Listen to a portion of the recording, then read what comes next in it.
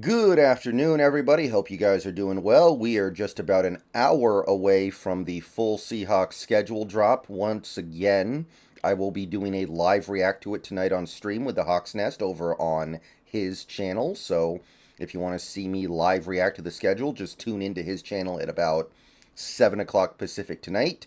And then a couple hours after that, I will be starting my streamed playthrough of the brand new Zelda game, Tears of the Kingdom, over on Twitch. So hope to see you guys over there around 9:30.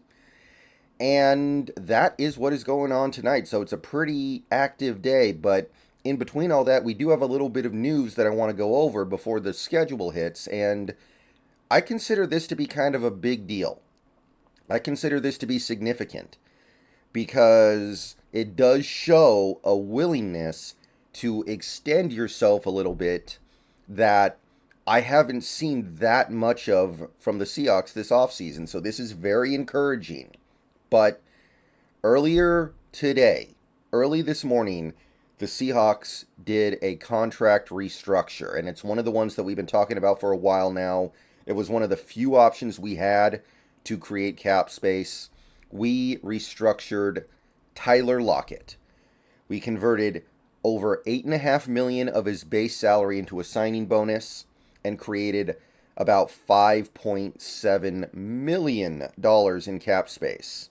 So the Seahawks needed some cap, and they have now created some cap. So I consider this to be great news because we were able to create cap space without letting a player go. And this is what we're talking about. This is what pretty much all good teams need to do at some point. Some teams have to do it more than others. Some teams do it way more than they probably should, but you have to do these kinds of things at a certain point.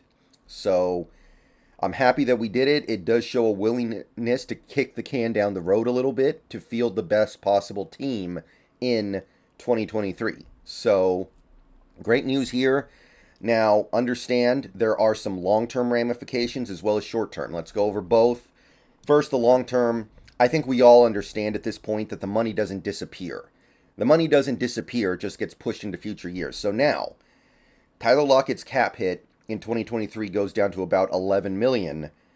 Next year, however, it goes up to $26.7 million, and the next year it goes to the same amount.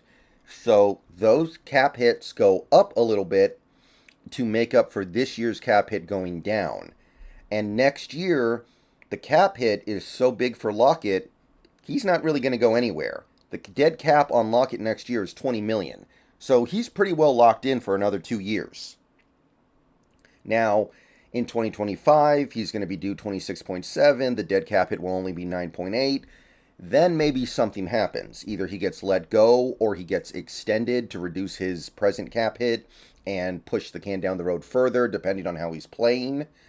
But understand that what this does is basically it takes a Lockett release off the table next year. However, I've said many times, and I stand by this, I think we kind of have to ride or die with Lockett. As potentially bad as it could be, Tyler Lockett has found a way to play football barely ever getting hit.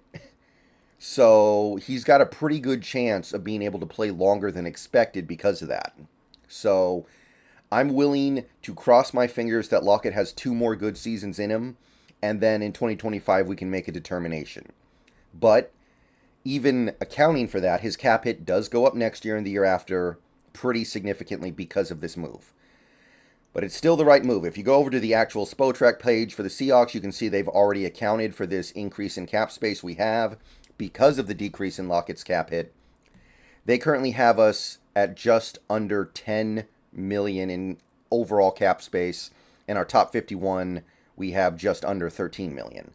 Now, Spotrac is accounting for 2 of our 10 draft picks because those 2 players are the players who have signed so far in Kenny McIntosh and Mike Morris. Those are the 2 guys who've signed so far. So those are the 2 guys who are actually listed here. They haven't accounted for the other 8 players that we drafted yet because they have not signed yet. So this number is going to continue to shrink. Remember, the cap hit for Witherspoon this year is going to be about $5.8 million. Jackson Smith is going to be about half that. So the remaining cap space we have is going to disappear pretty quickly, but this takes a big bite out of the problem. How big?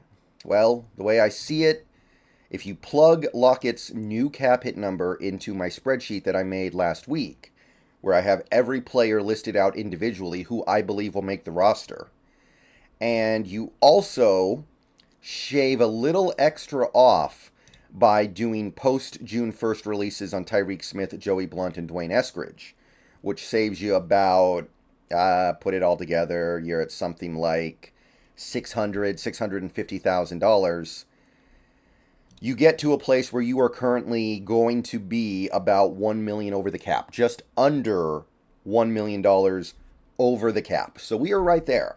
We are right on the cusp of being able to get back in the black. So this one move has done a significant amount of good. However, there is still work to be done. We need to get under the cap, and then we probably need to get under the cap by probably at least $3 million, because you want to have some wiggle room for the season. Like, you get into the season, and then somebody gets hurt, and then a bunch of players get hurt, and you want to be able to have a little bit of money to throw at some players so you can bring them in. Like, what if we have a bunch of edge injuries this year, and we have to bring back Bruce Irvin? What if we have a bunch of running back injuries, and we want to bring back Alex Collins?